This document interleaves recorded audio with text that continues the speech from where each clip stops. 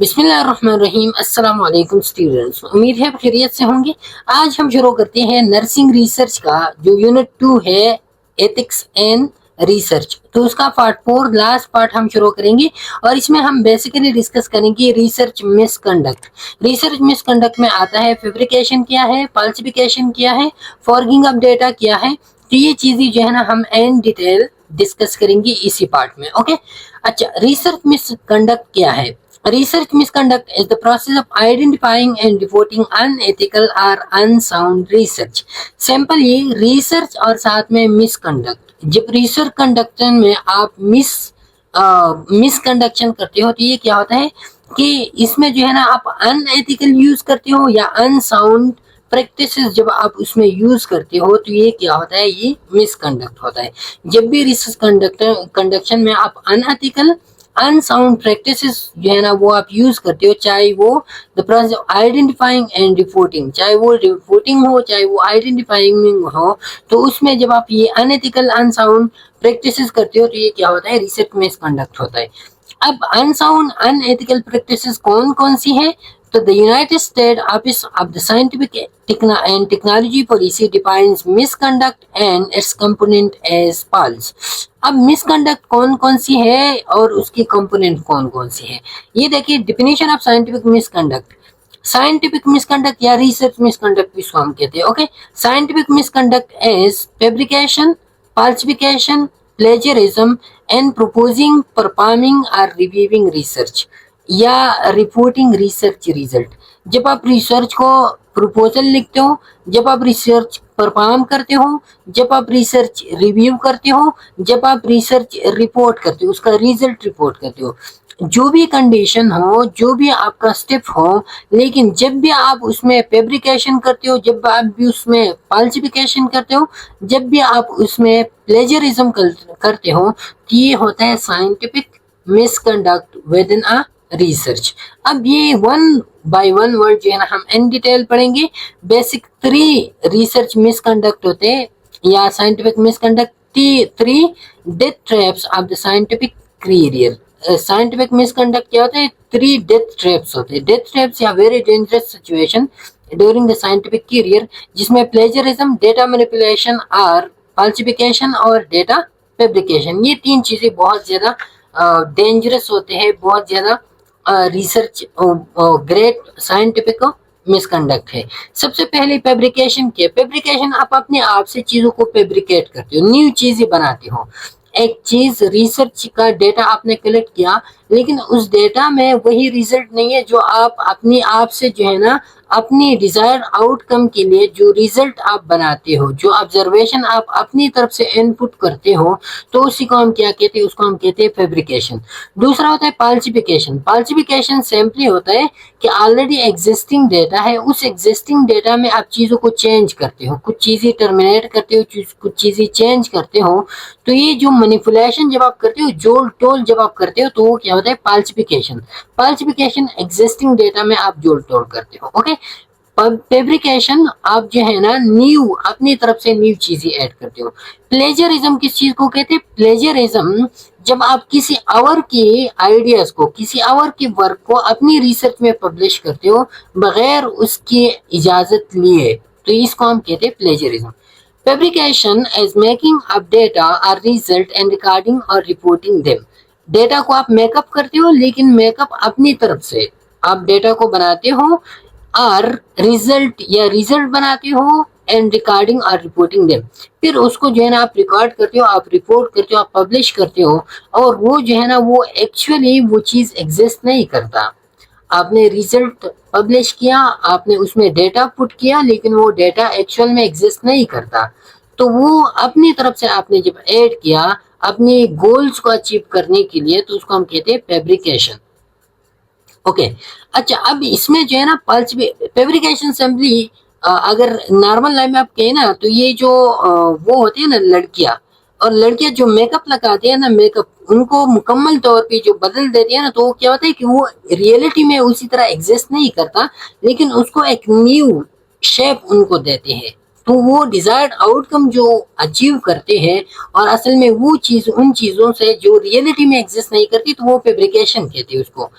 Falsification जो existing चीजें होते हैं उसमें जोड़ तोड़ करते हैं, कपड़े नई ले ली, जेवर वगैरह लगा लिया, तो ये चीजें क्या होता है, ये ऑलरेडी एग्जिस्टिंग चीजेस में कि कुछ इधर उधर किया और वो चीजें क्या होते हैं, वो फॉल्सिफिकेशन होते हैं। Okay, falsification is manipulating research materials, equipments, or processes, or changing or omitting data or results such that the research is not accurately represented in the research record। तो ये falsification में क्या होता है कि इसमें आप मटेरियल्स, इक्विपमेंट या प्रोसेसेस है उसको आप मैनिपुलेट करते हो। मैनिपुलेट सिंपल जोड़ तोड़ करते हो, एक चीज को आगे करते हो, दूसरों को पीछे करते हो, और वो असल में उसका एक्चुअल जगह नहीं होता।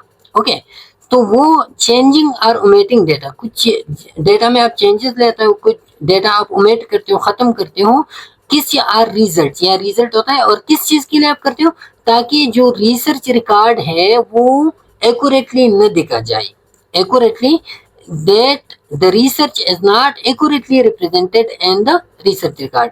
जो आपका रिसर्च है उसको आप एक्यूरेटली रिप्रेजेंट ना करो, जो आपकी एक्चुअल चीजें होते हैं, जो एक्चुअल स्टेप्स होते हैं, उस स्टेप्स के थ्रू आप उसको रिप्रेजेंट ना करो, उसको जो है ना आप मैनिपुलेट करो, आगे पीछे करो, उसको आप चेंज करो, ओमिट करो, तो ये क्या होता है, ये होता है फाल्सिफिकेशन। प्लेजरिज्म ये होता है कि आप is the appropriation of another person's idea, processes, result or words without giving appropriate credit। अब दूसरे लोगों की चीजें जो है ना वो चुराते हो और उसको जो है ना ये नहीं बताते, या अपनी जो पब्लिकेशन आप करते हो तो उसमें आप ये नहीं बताते कि ये मैंने दूसरे बंदे का आइडिया चुरा लिया है। इसमें जो है ना आप क्या करते हो, क्रेडिट नहीं देते, तो इसको हम कहते हैं प्लेजरिज्म कहते हैं। ओके, अच्छा, साइंटिफिक मिसकंडक्ट और फ्रॉड इन्वॉल्व। साइंटिफिक मिसकंडक्ट है, इसको हम फ्रॉड कहते हैं, धोखा आप करते हो फैब्रिकेशन को, चाहे वो फॉल्सिफिकेशन हो चाहे प्लेजरिज्म हो, सब में आप धोखा देते। यहाँ पे ये एक बात आप याद रखिए कि research misconduct does not include honest error, differences of opinion और honest differences in interpretation of judgements.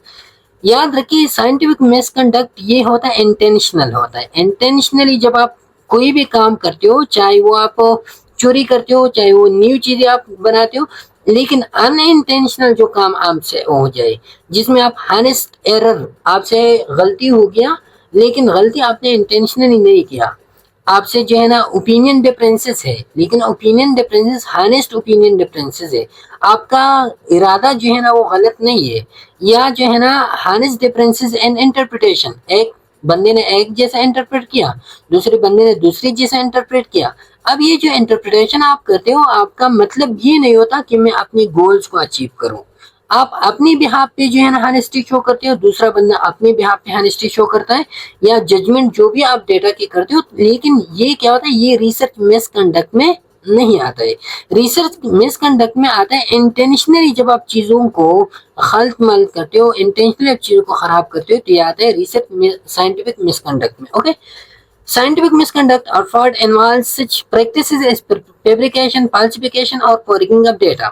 अब इसमें fabrication होता है, falsification होता है, साथ में forging of data भी इसमें होता है। forging of data को आप याद रखिए कि fabrication और forging of data ये राउंड अबाउट सेम थिंग है, लेकिन fabrication जो है ना ये ब्रॉडर कंसेप्ट पे होता है, फैब्रिकेशन ब्रॉडर कंसेप्ट पे, फॉर्गिंग ऑफ डेटा स्पेसिफिकली जब आप किसी चीज में जो है ना न्यू चीजें डालते हो, न्यू डेटा आप इनपुट करते हो, तो ये स्पेसिफिक होता है, लोअर लेवल पे होता है। Okay, inventing the data like fabrication but a little smaller aspect. ये स्मॉलर एस्पेक्ट में जो है ना आप डेटा को इन्वेंट करते हो, अपनी तरफ से चीजें डालते हो, तो याद रखिए फैब्रिकेशन और फॉर्गिंग ऑफ डेटा सेम थिंग है, लेकिन फॉर्गिंग ऑफ डेटा थोड़ा सा लोअर लेवल पे होता है और फैब्रिकेशन जो है ब्रॉडर कंसेप्ट है। ओके, साथ में जो है ना dishonest manipulation of the design and methods with protocol violation.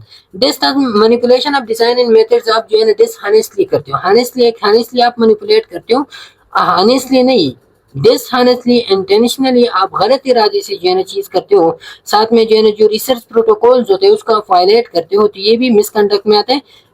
Miss representation of findings miss represent करते हो, तो ये भी रिसर्च वायलेशन में आता है।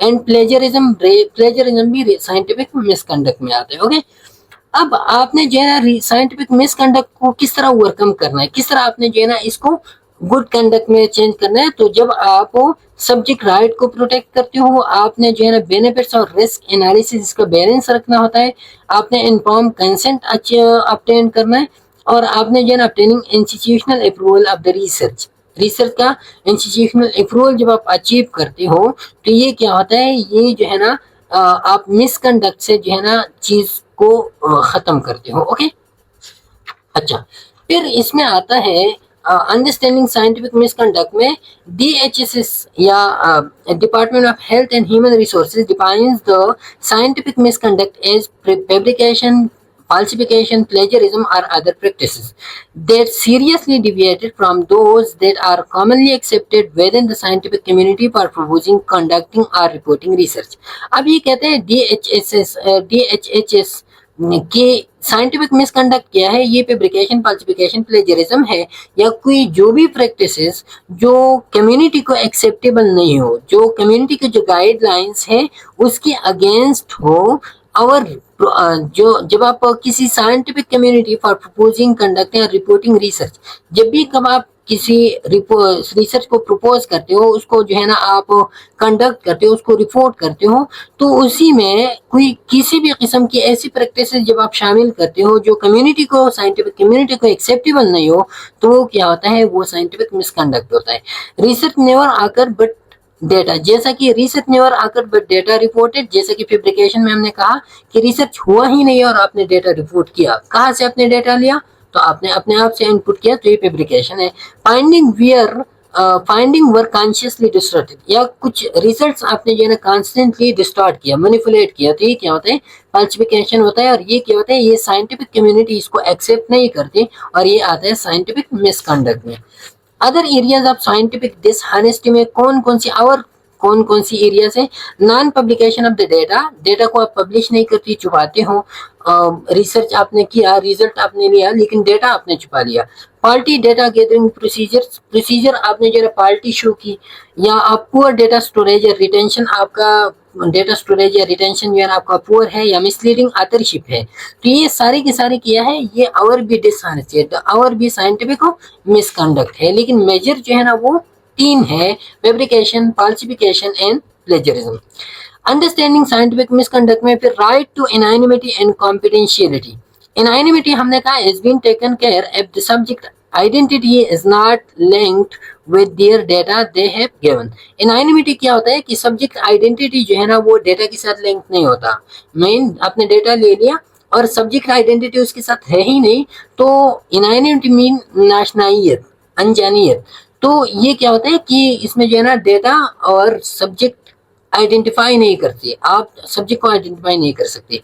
अब breach of confidentiality, breach of confidentiality भी रिसर्च साइंटिफिक मिसकंडक्ट में आता है। ये कब होगा, जब आप रिसर्च का जो डेटा होता है उसको आप अनऑथराइज लोगों को एक्सेस दे दे। Okay, can occur when a researcher by accident और direct action allows an unauthorised person to gain access to raw data of study. Study का जो रॉ डेटा होता है उसको आप एक अनऑथराइज्ड पर्सन को आप एक्सेस दे दो, तो ये क्या होता है, ये ब्रीच ऑफ कॉन्फिडेंशियलिटी, क्योंकि उसमें जो जिससे आपने डेटा कलेक्ट किया था तो उसका आपने शो नहीं करना था। वो अगर शो हो रहा था तो सिर्फ स्पेसिफिक लोगों को, अथराइज लोगों को उसका आइडेंटिफिकेशन शो हो रहा था, लेकिन आपने अनअथराइज लोगों को। कॉन्फिडेंशियलिटी किस चीज को कहते हैं, can also be breach in reporting or publishing a data if subject is accidentally revealed violating the subject right to anonymity। अब ये तब भी जो है ना कॉन्फिडेंशियलिटी ब्रीच होते हैं जब आप किसी रिसर्च को पब्लिश करते हो या रिपोर्ट करते हो। ओके, और एक्सीडेंटली जो है ना आप उसका जो पार्टिसिपेंट्स है उसको आप आइडेंटिफाई करो, उसको आप रिवील करो, तो ये भी क्या है, ये भी एनानिमिटी का जो राइट टू एनानिमिटी है उसका वायलेशन है कि आपने जो है ना जब आपने रिजल्ट बतानी थी, जब आपने जो है ना पब्लिश करना था और आपने एक्सीडेंटली उसको, उसकी आइडेंटिफिकेशन को आपने जो है ना क्या करना था, रिवील नहीं करना था, आपने रिवील कर दिया, तो ये भी ब्रीच ऑफ कॉन्फिडेंशियलिटी है और ये जो है ना एनानिमिटी के राइट्स को जो है ना वायलेट करना है। ओके, अच्छा, फिर understanding scientific misconduct. Scientific misconduct को आप किस तरह अंडरस्टैंड करोगी, तो सबसे पहले आपने predict the outcome of the study, study के आउटकम को आपने प्रेडिक्ट करना है। किस तरह प्रेडिक्ट करेंगे, आपने जो है ना बेनिफिट्स को असेस करनी है स्टडी के, और साथ में रिस्क को भी असेस करनी है। दोनों की रेशो आप निकालोगे। अगर रेशो रिस्क ज्यादा है, बेनिफिट्स कम है, बेनिफिट्स ज्यादा है, रिस्क कम है, या बेनिफिट्स और रिस्क इक्वल है, तो फिर आपने अप्रूव करनी स्टडी। अगर रिस्क आउटवेट करता है, रिस्क ज्यादा बेनिफिट्स है, तो फिर आपने स्टडी को रिजेक्ट करना है और ऐसी रिसर्च को आपने फिर प्रमोट नहीं करना है। ओके।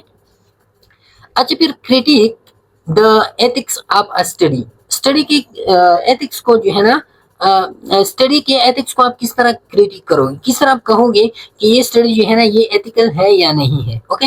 हमने जितना भी यूनिट पढ़ा तो उसका मेन पर्पस भी यही है कि जब भी आपके पास किसी स्टडी आ जाए तो आपने किस तरह कहना है कि ये स्टडी जो है ना ये एथिकल है या नहीं है। तो सबसे पहले आपने was study approved by the appropriate IRB, क्या ये इंस्टीट्यूशन रिव्यू बोर्ड से जो है ना ये स्टडी अप्रूव्ड है या नहीं है। इंस्टीट्यूशन रिव्यू बोर्ड जो है ना वो क्या करते हैं, वो स्टडी के एथिकल प्रिंसिपल को देख के स्टडी को जो है ना वो कहते हैं कि ये एथिकल प्रिंसिपल पे जो है ना ये पूरा उतरते या नहीं। अच्छा, was inform consent obtain from the subject, subject से जो है ना इन्फॉर्म कंसेंट ऑब्टेन हुआ है या नहीं हुआ है। If subject is incompetent did legally authorised representative give consent, अगर सब्जेक्ट जो है ना वो इनकम्पिटेंट है, वो अपना कंसेंट नहीं दे सकते, तो फिर क्या लीगली ऑथराइज्ड लोगों ने उनका कंसेंट दिया है या किसी एरे गैरे ने उसका कंसेंट दिया है। ओके। लीगली अथराइज लोग क्या होते हैं कि बच्चे उसका बाप लीगली अथराइज है, कोई मेंटली पेशेंट है तो उसका कोई अगर गार्डियन है तो सही है, अगर नहीं है गार्डियन तो उसका कोई वकील वगैरह एडवोकेट होगा, उसका वही देगा। एक डिपेंडेंट पर्सन है, इंस्टीट्यूशन में काम कर रहा है, तो उस इंस्टीट्यूशन का सीईओ वगैरह उसके लिए जो है ना वो क्या है, लीगली अथराइज है। वो rights protected during sampling and data collection and analysis, data collection जब हो रहा था, जब एनालिसिस हो रहा था, जब सैम्पलिंग हो रहा था, तो उसमें जो राइट्स थी वो प्रोटेक्टेड थी या नहीं थी। ओके। जितनी भी राइट्स हमने पिछली पार्ट्स में पढ़ी थी। Was privacy protected during study and final report, क्या प्राइवेसी प्रोटेक्टेड थी या नहीं, ब्रीच ऑफ कॉन्फिडेंशियलिटी तो नहीं हुआ था, एनानिमिटी की वायलेशन, एनानिमिटी राइट्स की वायलेशन तो नहीं हुआ था। Okay. Was benefits risk ratio of the study acceptable, क्या बेनिफिट्स और risk ratio of the study जो है ना वो एक्सेप्टेबल है या नहीं है, क्या दोनों एक दूसरे को बैलेंस करते हैं या नहीं करते। ओके। तो ये था हमारा lecture ethics in nursing research, जो हमने डिटेल से पढ़ा। उम्मीद है आपको समझ आ गया होगा। इंशाल्लाह फिर नेक्स्ट लेक्चर पे मुलाकात होगी, तब तक के लिए इजाजत दीजिए। अल्लाह हाफिज।